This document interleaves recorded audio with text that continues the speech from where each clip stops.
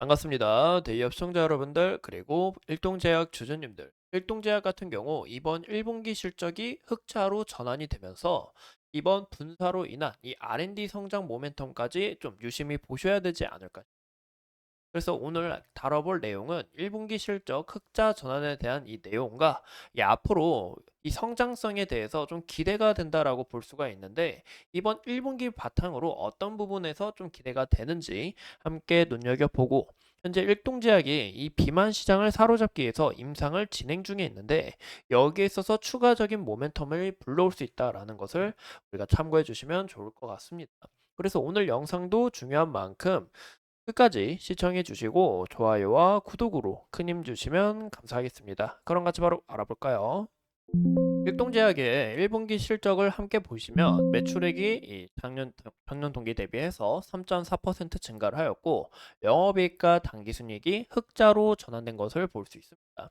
그러면 과연 어떤 이유가 있었기 때문에 이 매출액도 좋아지고 영업이익과 당기순이익이 좋아졌냐면, 보시는 것처럼 이 일동제약이 신약 R&D 자회사인 이 유노비아를 공식 출범을 하면서 이 유노비아 분사 효과를 바탕으로 이 실적 부문도 상회했다라고 봐주시면 좋을 것 같아요. 이렇게 어닝 서프라이즈한 모습에 있어서 이 앞으로의 성장성도 굉장히 기대가 된다라고 볼 수 있는데, 이 주요 CHC 이 품목들인 이 아로나민 시리즈와 그리고 GQ랩 등 이 공격적인 이 광고 선전비를 집행했음에도 불구하고 이 연구개발비나 이 판매 관리비가 이 감소 효과를 좀 바탕으로 영업이익을 20% 이상 늘렸다, 이 달성했다라는 게 굉장히 중요한 포인트가 되지 않을까 싶습니다. 이런 부분에 있어서 현재 이 재무 구조를 개선하는 방면이 있다라는 거 우리가 좀 눈여겨봐 주시면 좋을 것 같고, 그간 R&D 투자 확대 여파로 인해서 이 상대적으로 좀 주춤했던 이런 CHC 이 제품들이 이제 앞으로 매출 부분에 있어서 좀 고성장을 일으키지 않을까라고 추측을 하고 있어요. 그래서 이런 부분에서 이 앞으로의 실적 부분도 개선되는 부분이 굉장히 기대가 된다라고 볼 수가 있고, 이번 2분기와 3분기 실적 또한 이 부분을 좀 지속적으로 끌고 나가는지 우리가 좀 판단해야 되지 않을까 싶습니다. 그래서 이런 내용을 우리가 좀 참고해 주시면 좋을 것 같고, 현재 이 유노비아 분사 효과로 인해서 이 일동제약의 연간 실적 추이를 우리가 좀 눈여겨 보신다 하면, 이 매출액도 지속적으로 늘어나고 영업이익도 이번 마이너스 폭에서 올라와서 지속적인 이 성장 추세에 있다라는 것을 좀 봐주시면 좋을 것 같습니다. 이 분기별 추세로 봤을 때는 이 급한 이런 상승세보다는 현재 이 재무구조 개선을 통해서 어느 정도 좀 맞춰 나가고 있기 때문에, 아까 말씀드린 것처럼 2분기와 3분기 실적 또한 이 부분을 좀 지속적으로 이끌고 나가는지 우리가 좀 눈여겨보셔야 된다라는 거 참고해 주시면 좋을 것 같아요. 그래서 이런 내용이 함께 있고, 밀동제약이 앞으로 이 주가의 흐름에 있어서 이 이제 좋은 흐름을 나타내 주려면 우리가 어떤 이슈를 좀 눈여겨 보시면 좋냐? 바로 일동제약도 이 자회사인 유노비아를 통해서 이 캡슐 형태의 이 먹는 비만약을 만들고 있습니다.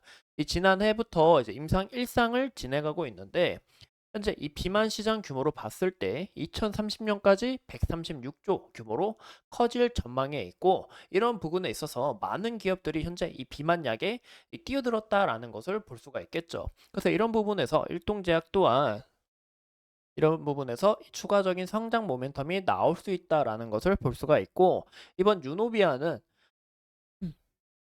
이 비만약을 제외하고도 이 다양한 신약을 개발함에 있어서 이런 부분에서 추가적인 모멘텀이 더해질 수 있다라는 것을 참고해 주시면 좋을 것 같습니다. 다만 일동제약이 아쉬운 부분이 이 과거에도 이 지속적으로 이 R&D 비용을 투자하는 게 굉장히 폭이 컸다라는 거예요. 그럼에도 이 좋은 모습을 나타내 주지 못했다라는 겁니다. 그래서 이런 부분에 있어서 좀 실망 매물이 나오고 있고, 주가의 흐름도 좀 약간 미묘한 게 아니었나라고 좀 생각이 드는데, 이런 부분에 있어서 이 성장 모멘텀보다는 정말 이 실적 부분이 받쳐주는지, 정말 이 신약에 있어서 좀 추가적으로 좋은 모습을 나타내줘야 그 이후부터는 좀 이렇게 흐름이 나아가지 않을까라고 좀 예측이 들고 있습니다. 그래서 우리가 이 차트를 같이 보신다 하면, 일동제약 같은 경우 좋은 실적이 나왔음에도 불구하고 주가에는 큰 변동성이 없었다는 것을 우리가 볼 수 있습니다. 그 이유가 이 과거의 모습이 좀 담겨 있겠죠. 이 과거에는 이 코로나로 인한 이 경구용 이런 약, 코로나 약 이런 부분에서 좀 기대치가 많이 받았지만 이 이후로는 실망 매물이 지속적으로 나오고 있다. 그리고 이 구간의 거래대 대금과 현재 거래 대금을 비교해 봤을 때 현재 이 구간의 매물대가 상당히 많이 쌓여 있다라는 것을 우리가 볼 수 있습니다. 그래서 현재 주가가 어느 정도 가격이 올라온다고 해도 이 실망 매물과 그리고 어느 정도 이 매물이 던져짐에 있어서 주가의 흐름은 여전히 좋지 못하다라는 것을 우리가 볼 수 있는데요. 현재 구간에서 이 지속적인 지지 라인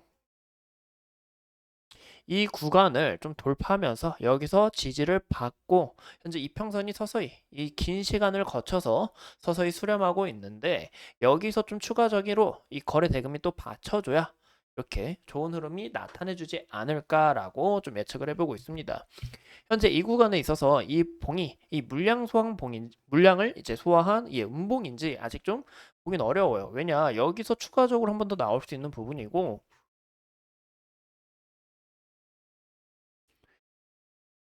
현재 이때 당시에 거래대금이 터진 게 보시는 것처럼 1926억인데 현재 시총이 4,319억 정도가 됩니다. 현재 여기서 물량을 어느 정도 좀 소화한 건지 아니면 정말로 여기서 추가적으로 지지를 받다가 이슈 한 방에 좀 주가가 좋은 움직임을 나타내 줄지 이런 부분을 우리가 함께 체크하시는 게 어떨까라고 생각을 해요. 근데 무엇보다 일동제약이 이번에 유노비아 분사를 통해서 지속적으로 성장에 대한 모멘텀, 이 성장 어떤 부분일까요? 바로 실적이 흑자로 개선이 됐고, 흑자로 전환된 실적이 지속적으로 나아갈 수 있는지 이 부분과 그리고 이번 유노비아를 통해서 이 R&D 신약 개발이라는 이런 성장성에 대한 모멘텀까지 이런 부분이 좀 추후 부각되지 않을까라고 생각합니다. 그래서 이런 이슈가 있기 때문에 앞으로의 주가의 움직임도 기대가 된다라고 볼 수가 있고 현재 이 차트상으로 봤을 때는 과거의 지지라인, 현재 지지라인 딱 받쳐주는 것을 우리가 확인해 볼 수가 있겠죠. 그래서 이 구간을 정말 지지를 받는지가 좀 중요한 여부가 되지 않을까라고 생각을 해요. 만약에 이 구간까지 이탈이 나올 시는 하방으로 받쳐준 매물대를 찾아보기가 어렵습니다. 이 찾아본다고 해도 이 거의 한 2, 3년 전인 2, 3년 전인데, 3년 정도, 3, 4년 전인데, 이런 부분에 있어서 하방으로는 또 얼마든지 열릴 수 있기 때문에 이 지지 라인을 좀 유심히 살펴보셔야 되지 않을까라고 생각이 듭니다. 이상 일동제약에 대해서 같이 함께 알아봤고, 앞으로 추가적인 이슈 여러분들과 함께 하면서 끝까지 파헤쳐 보도록 할게요. 오늘도 소중한 시간 내서 영상 시청해주신 점 감사합니다.